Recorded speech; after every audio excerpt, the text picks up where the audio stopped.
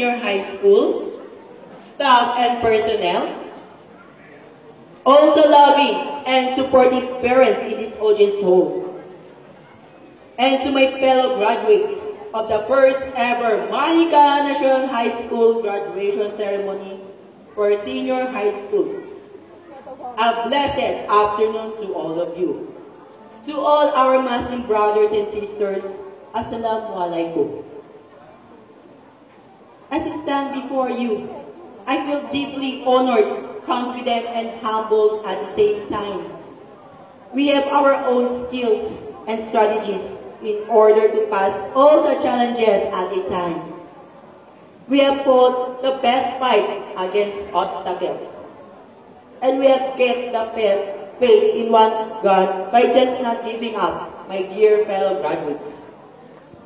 During the 4 years of junior high school, we have grown and learned more about those lessons that connect us in real-life situations. Then we accomplished the 2 more years of senior high school that made me strive hardest among the rest, so that I can reach the top to be able to succeed in the future. For me, senior high school is like an aim. Because as an ABM student, and for those who are taking GAS and TBL, we need to pass all stages for a single credit. It will fail once. We will restart our mission so that we will succeed. This is also the same in all subjects. We must pass all of them in order to achieve success, so we can proceed to the next level. Usually, they call me MOAMAR the Wizard, because all teachers are very happy with my results during quarterly assessments. Most of the subjects that I've got almost perfect, and I feel happy about it. And I absolutely made it. As I finish this senior high school in Monica National High School, now I am here on stage with high honors or valedictorian. Honestly, I do not consider myself valedictorian because the real valedictorian are the parents and teachers who supported me a lot, because without them, I am not here on stage to deliver this speech, my dear fellow graduates. In real life, we are all equal, neither lowest nor highest in terms of intelligence. But there are 3 things that you should always bear in mind, guys. First, always give your best shot. Second, leave the rest to God. And lastly, don't lose hope if you fail those challenges that we have. Let us remember, in real life, we are always playing multiples. We are all fighting different battles in our life in order to pass all the challenges in a single mission.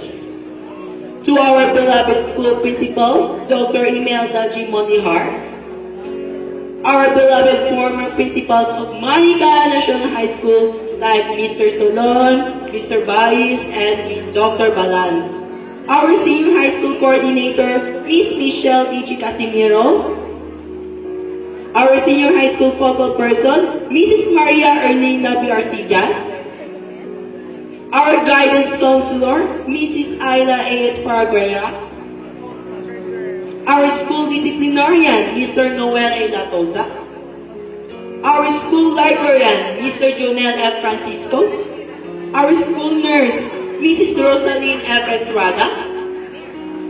Our PTA treasurer, Mrs. Rosibel A. Macario. Our ABM Club advisor, Mrs. Melba A. Diaz. Our ABM Work Immersion advisor, Mrs. Yvonne M. Homboy. Our energetic school canteen managers, Auntie Angel, Auntie Nerissa, Auntie Made, Auntie Sonia, and the rest aunties here inside the canteen.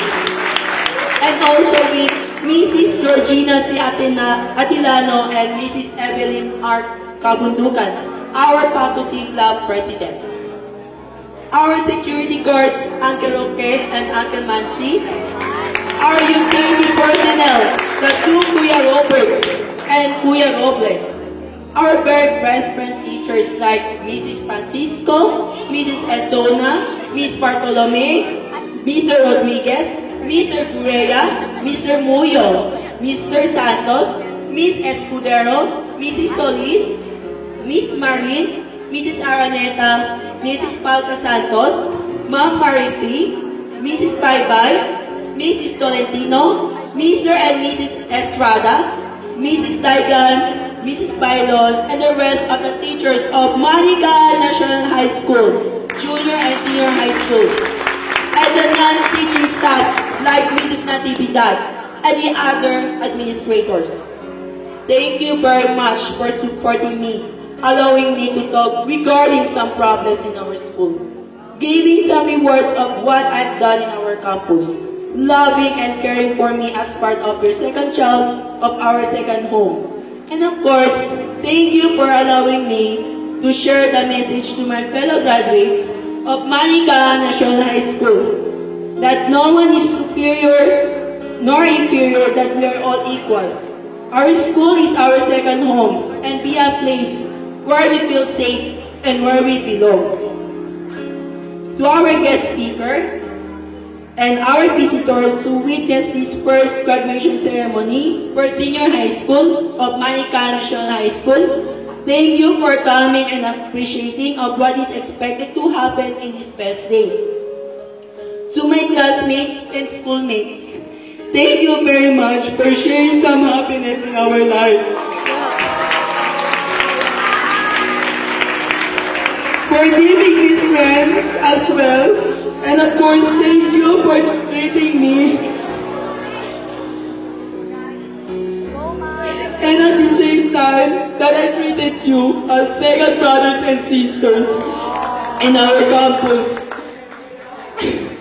Guys, there's a word that you don't usually say.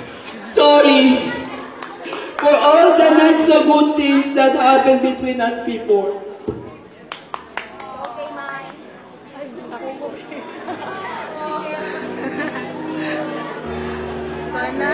To my parents, thank you for supporting me, loving and caring for me, guiding me since birth until now, allowing me to talk regarding some family problems and everything. That I am thankful to all of you, because without you, possibly I am not here today. To my siblings, especially to my eldest brother and eldest sisters, thank you very much for supporting me a lot. Even I'm sometimes a stubborn person behind you. Thank you for giving me the best in order to reach my goals in life. Thank you for caring and loving me, because you're the one helping our family, especially to me and my youngest sister, for being the breadwinner of our family. To our God or Allah, thank you for giving me strength, the knowledge that you give me, and for answering my prayers all the time. May you forgive all my sins that I've done before, and may you just guide me again to the next road. Without you, I will not succeed, and possibly I will fail in many things. You are my valedictorian because you guide me, and you give me the most powerful knowledge to become a successful student. Even I'm just a Muslim, you make me strong and gave me a positive outlook in my life. This all because of you. Thank you very much. Fellow graduates, as we live in a present with passion, keep in mind that it is important to remember the past with gratitude. Many good things, including the painful ones, and have molded us into who we are today. So as we move on to the next chapter of our lives, always remember that we live once. But the purpose of it is to listen to your heart and have the courage to follow it. Because if God is with you, you will do your best performance that we have. And always remember that if we do not give up in doing good, better and best things around us. In His time, we shall be blessed. I believe that graduation is cheerful, wonderful, and full of emotions. The final stage of our game in which we can feel the good of others, we can feel the joy of others, we can feel the appreciation of others, and we can live well the rest of our lives. My warmest congratulations to Batch 2018. Thank you everyone for attending today and seeing us more on to the next level of our lives. Once again, happy graduation day and I will miss you all. Magsumur sa landua kanil kapal.